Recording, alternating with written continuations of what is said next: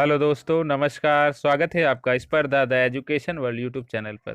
दोस्तों, आज हम शमशेर बहादुर सिंह की कविता उषा, जिसमें उन्होंने ग्रामीण सौंदर्य का वर्णन किया है और उसमें भी विशेष रूप से ग्रामीण सूर्योदय के समय का जो वर्णन किया है वह अद्भुत है। इसे देखेंगे और समझेंगे। चलिए दोस्तों, शुरू करते हैं।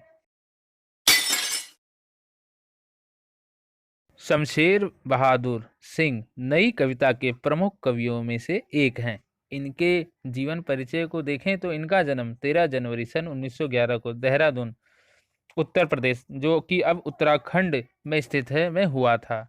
इनकी प्रकाशित रचनाओं को देखें तो इनमें प्रमुख रूप से कुछ कविताएं, कुछ और कविताएं, चुका भी नहीं हूं मैं, इतने पास अपने, बात बोलेगी, काल तुझसे होड़ मेरी, उर्दू हिंदी कोश का संपादन प्रमुख है। इन्हें मिले सम्मान की यदि बात करें तो इन्हें साहित्य अकादमी तथा कबीर सम्मान व अन्य पुरस्कार प्राप्त हो चुके हैं। इनका निधन सन 1993 में गुजरात के अहमदाबाद में हुआ था।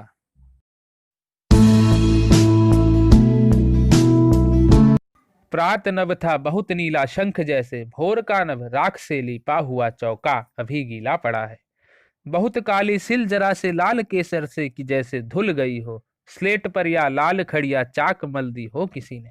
ग्रामीण जीवन, ग्रामीण परिवेश और ग्रामीण प्राकृतिक सौंदर्य किसको प्रिय नहीं है। एक सामान्य व्यक्ति को भी यह अपनी तरफ आकर्षित करते हैं, फिर कवि की तो बात ही क्या। अतः कवि शमशेर बहादुर सिंह को भी यही ग्रामीण प्रकृति अपनी तरफ आकर्षित करती है, जिससे प्रेरित होकर उन्होंने उषा नाम से यह सुंदर कविता आप लोगों के सम्मुख प्रस्तुत की है। प्रस्तुत कविता के माध्यम से शमशेर बहादुर सिंह ने ग्रामीण सूर्योदय का एक सजीव चित्रण प्रस्तुत किया है। प्रात नभ था बहुत नीला शंख जैसे, भोर का नभ राख से लिपा हुआ चौका अभी गीला पड़ा है। प्रस्तुत पंक्तियों में कवि शमशेर बहादुर सिंह ने अपनी कल्पना के माध्यम से ग्रामीण सूर्योदय का सजीव चित्रण किया है।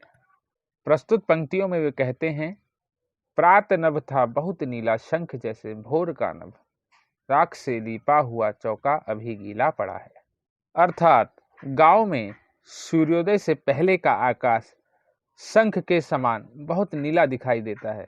यहाँ पर प्रातः नभ का जो दृश्य है उसका साम्य शंख की नीलिमा से किया गया है, अर्थात इन दोनों की तुलना की गई। अतः यहाँ पर उपमा अलंकार भी है। भोर अर्थात सूर्योदय से पहले आकाश ऐसा दिखाई देता है मानो किसी स्त्री ने उठकर सुबह सुबह अभी चौका किया है। कहने का तात्पर्य यह है कि ग्रामीण परिवेश में स्त्रियां सुबह 4 बजे उठकर अपने चूल्हे को चौका लगाती हैं, अर्थात उसे पानी से लीपती हैं और उसे साफ करती हैं। उसी प्रकार प्रातः नभ के अर्थात सूर्योदय से पहले के नभ की यदि बात करें तो मनो वह ऐसा दिखाई देता है कि रात रूपी जो स्त्री है, मनो उसने अभी सुबह सुबह उठकर संपूर्ण आकाश को एक चूल्हे के समान समझकर उसका अभी अभी चौका किया है, अर्थात उसे स्वच्छ किया है। बहुत कालेसिल जरा से लाल केसर से कि जैसे धुल गई हो, अर्थात सूर्योदय की जो पहली किरणें हैं वह संपूर्ण आकाश पर पड़ती हैं, जिससे ऐसा प्रतीत होता है कि काले आकाश रूपी सिल पर किसी ने लाल केसर से उसे धुल दिया हो। स्लेट पर या लाल खड़िया चाक मल दी हो किसी ने, अर्थात मनो यह जो स्लेट रूपी आकाश है, मनो इस पे किसी ने लाल खड़िया अर्थात लाल चौक से जो है उसे मल दिया हो, यानी उस पर चित्रकारी कर दी हो। यहाँ पर सूर्योदय से पहले आकाश की तुलना काली सिल और स्लेट से की गई है और सूर्योदय के समय पड़ने वाली प्रथम किरण की तुलना लाल केसर और लाल खड़िया से कर दी गई। अतः यहाँ भी उपमा अलंकार है। नील जल में या किसी की गौर झिलमिल देह जैसे हिल रही है और जादू टूटता है इस उषा का, अब सूर्योदय हो रहा है।